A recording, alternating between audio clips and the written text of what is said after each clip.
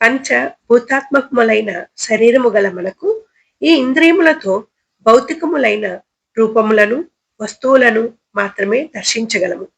అందువలన భగవంతుడు మన మీది దయతో మనకు అనుకూలమైన అర్చారూపములో దర్శనమిచ్చుచున్నాడు.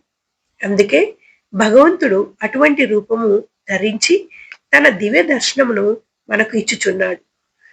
అటువంటి అర్చా విగ్రహముల్లోనున్న భగవంతుణ్ణి దివ్య సౌందర్యాన్ని పరిపూర్ణముగా ఆస్వాదించిన వారు ఆళ్వార్లు. వారు అనుభూతిని పదముల రూపములో మనకు అందించిరి. వాటినే మనము పాసురములు అని అంటాము. వారు పాడిన పాసురములన్నీ కలిపి 4000.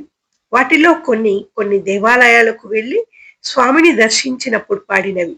ఇలా వారు ఏ దేవాలయములకు వెళ్ళి ఆ భగవంతుణ్ణి గానము చేసిరో ఆ దేవాలయములను దివ్య దేశములు అని అంటాము. అందువలనే దేశములో ఎన్నో దేవాలయాలుండగా 108 దేవాలయాలను మాత్రమే దివ్య దేశములు అని పేరు పొందినవి. 108 దివ్య దేశములలో 105 భారతదేశములో ఉన్నవి. 1 నేపాల్లో ఉంది. మరొక 2 పరలోకములో ఉన్నవి. దివ్య దేశముల విగ్రహ ప్రతిష్టను అనుసరించి 4 రకములుగా విభజిస్తారు. స్వయం వ్యక్త క్షేత్రములు భక్తులపై కృపతో నారాయణుడే స్వయముగా ఆవిర్భవించిన క్షేత్రములు. దివ్య క్షేత్రములు దేవతలచే ప్రతిష్ఠించబడిన క్షేత్రములు. సిద్ధ క్షేత్రములు ఋషులు సిద్ధులు ప్రతిష్ఠించినవి. మానుషములు మానవులచే ప్రతిష్ఠించబడినవి. 108 దివ్య దేశాలలో స్వామి ఈ విధంగా దర్శనమిస్తున్నారు.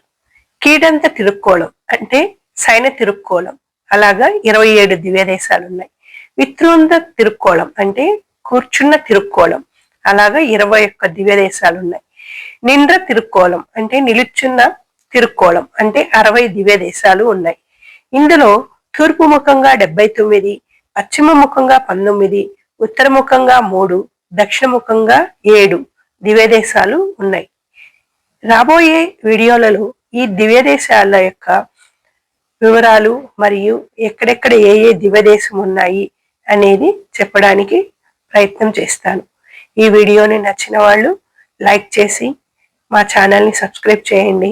అలాగే మీకు తెలిసిన వారికి ఈ వీడియోని షేర్ చేయండి. ధన్యవాదాలు.